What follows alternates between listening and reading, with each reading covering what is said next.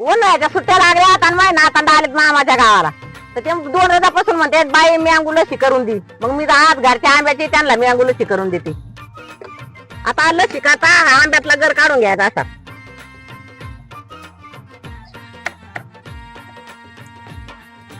आता आंब्याचा गर काढून घेतला आणि पाणी काढायला दही ती आपल्या भांड्यात टाकून घ्यायची.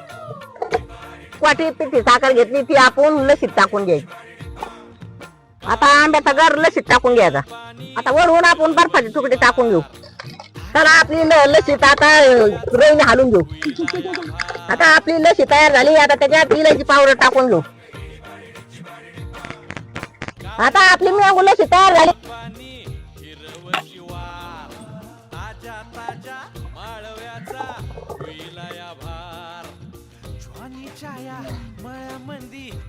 आपली मँगो लसी तयार झाली. कोणाकोणाला प्यायची?